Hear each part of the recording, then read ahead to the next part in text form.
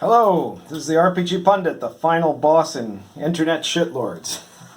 And, we've had a lot of very eventful things happening in this past week or so, and it's kind of nice to be able to talk about something related to gaming. And I guess I'll start with a story. And it's a story, maybe some of you have had similar stories relating to gaming. I had a friend, very good friend, who was a person who'd played in my campaigns for maybe up to a decade or so, right? And he was, a friend from school that later on became a friend that stayed a friend of mine in high school and then in university. And very nice guy, wonderful guy. Always was a player, right? Very good player, too. He was very entertaining as a player. And one time he came up with this idea in his head that, maybe I could DM, right? And in my gaming group, I was always the DM of my group because, I had the talent for it, you could say. But I said, yeah, of course you can.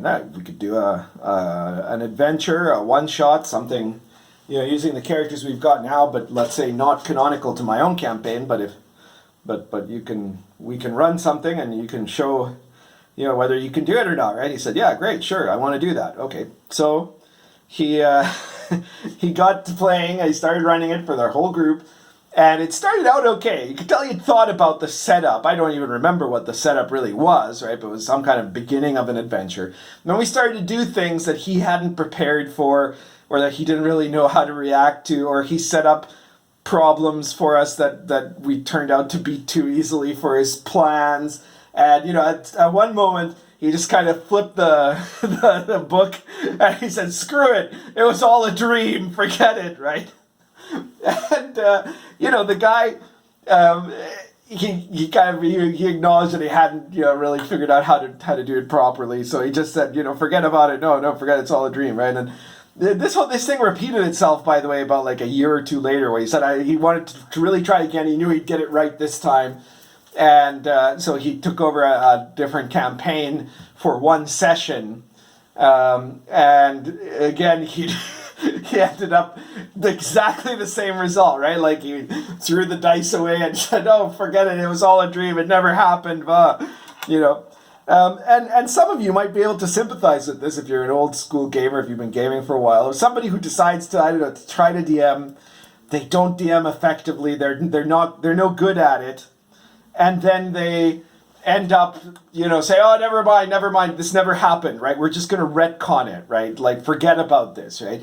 It's an example of someone who, good or bad, is not competent as a DM, at the very least, right? And I mean, if you were a game designer, it would mean that you'd have a fundamental misunderstanding of the purpose of the game. Which brings me to Jeremy Crawford.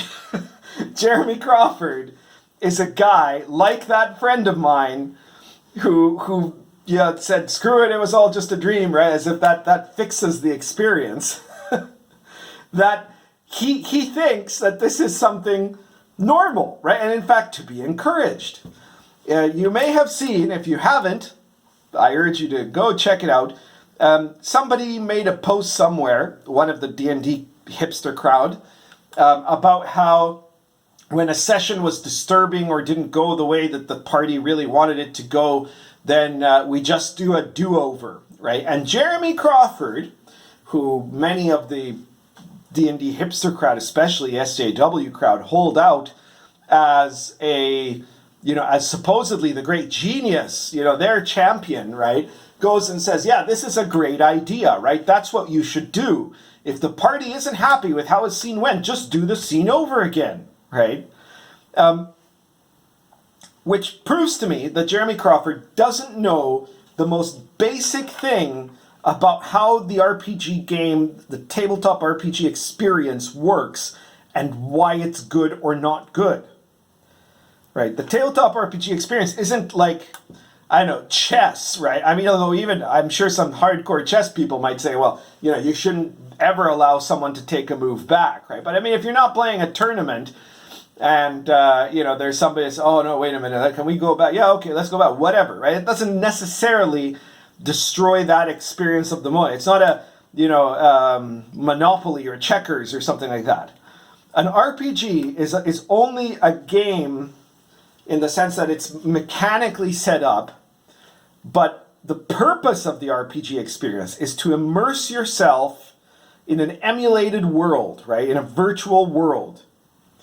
And if in that virtual world, nothing matters, because at any time that you're the slightest bit uncomfortable, you can say, no, hang on, it was all a dream, retcon, this didn't happen, then you're not playing the game in a way that is going to actually give you the most significant benefit of the experience, which is immersion. It is to actually feel the realness of the game. If your character, this applies at all kind of levels of the game, at all dimensions of the profundity of the role-playing experience, right? So if you're playing the game even in a standard dungeon crawl, right, like a roguelike hack sort of thing, where you're just going from room to room, killing everything in your path, getting treasure, getting power, getting magic items, leveling up, and continuing to do this, if you knew that your character was at no time under danger of death, because, if you lose a battle, you're just going to retcon it and keep going, like it never happened, then what's the point of playing that, right? This is the reason you have lives in video games, right? If you run out of lives, you're done, right?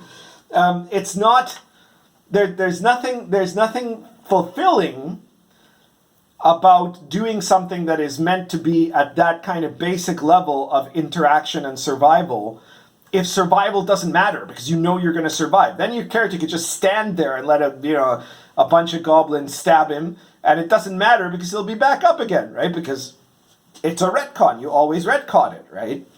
And on the other hand, if you're running a campaign that's full of deep role-playing, some kind of Game of Thrones, or if you would, some kind of Dark Albion, the Rose War sort of thing, where you can have plotting noble houses and characters with, deep motivations and conflicts and things like that, to say, I've accidentally revealed to the Duke of Marlborough that I've done this thing, right? I didn't really want to do that. I want to take it back, right? That instantly destroys the whole sensation of verisimilitude, of this being a real environment, right? It's like, can you imagine if in an episode of Game of Thrones, you suddenly had a narrator come on, like there is no narrator in Game of Thrones, but let's say suddenly a narrator came on and says, and then we decided Cersei wasn't going to do this after all, so we're going back and doing it again, right? Like, it would just be horrible, right? And that's just a show that you're watching.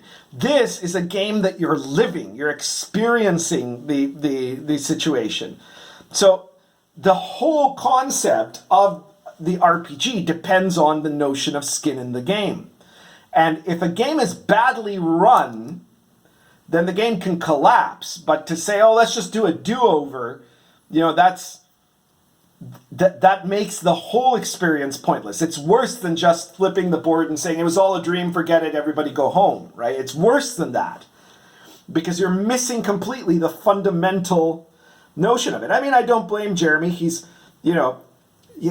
people like to credit him with more capability than he really has, I think. Like I said, when I was consulting on D&D, I never interacted with him. I interacted with his boss. So I have no idea about him very much in person. But it shows this stupid kind of spoiled and childish mentality of someone who not only doesn't know how to be satisfied, but clearly has no idea what will be actually satisfactory, which is such a problem that we see with so many people these days, right? That what they think will satisfy them, to get infinite numbers of cupcakes or whatever, right? Unlimited rice pudding, that's going to be what'll satisfy them, is actually very clearly, to any normal human being who looks at it, can see the downside and would say, no, that won't actually satisfy you, right? Because you're asking for being given straight A's without having to do any schoolwork at all, right? So all you want is the little certificate of participation. You want the reward, but it's going to not mean anything, and your lives will continue to be meaningless as you go forward because you don't ever put your skin in the game for real, right? It's so endemic of the crisis of the modern world. And I guess this really does come down to also being about current events, isn't it? Because right now we're seeing a bunch of spoiled brats who want to burn down a culture that they don't understand is the greatest civilization that has ever existed, and they're willing to do this, but they absolutely want to have no consequences for it, right? They demand that there be no consequences for it. They don't understand what they're destroying. They don't understand what they want. They don't understand who they're serving, and they don't understand, what would actually give them what they think they're looking for, even, right? They're not, they claim that they're doing it for some noble cause, but they don't understand that what they're doing has no relation to anything noble that you could possibly find related to that cause. So anyways, I guess that's it for today. Shorter video, that's all right. We're good with that. If you like this video, please share it everywhere. Please subscribe. If you haven't already subscribed yet, hit the like button. And if you want to support me and help me keep making videos like this and keep making more products, then please, you can give me PayPal or Patreon dollars. I've got both. But I would suggest you purchase my products, stuff like Dark Albion, if you want some Game of Thrones style kind of intrigue and action. Don't purchase my cat. She's not for sale. But since my cat's blocking my other books, I could also recommend Star Adventurer, which is my brand new book that's just come out. And so far it's had huge responses. I thank you to everyone who's purchased it. I don't even have it yet because I can't get to ship it down here yet because of the current travel issues and transport issues. But Star Adventurer is an OSR space opera style rule book. Small book, but really jam-packed, hugely good reviews, huge numbers of purchases, and you can get it on print and PDF for just $9.99 from DriveThruRPG.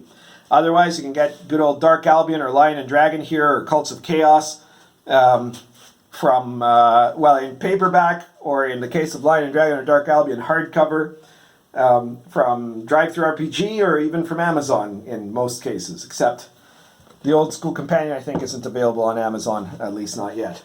But check all those out, or check out my RPG Pundit Presents series. It's 100 issues now, because Star Adventure is the 100th issue of RPG Pundit Presents officially speaking. And each issue is a PDF that's worth it costs between 99 cents and $4.99, but it's worth a lot more than that because each one comes packed with some really useful stuff that you can add to your D&D, your OSR, your RPG fantasy game, whether it's medieval authentic stuff like for Lion and Dragon, or whether it's gonzo gaming and weird fantasy. It's got a bit of everything. So be sure to check all that out and spice up your gaming. Right? I think that's a great way to give me a tip, but also get something back for yourself. So from me and my cats, I guess that's it for today. Currently smoking, near a poker, plus Argento Natural.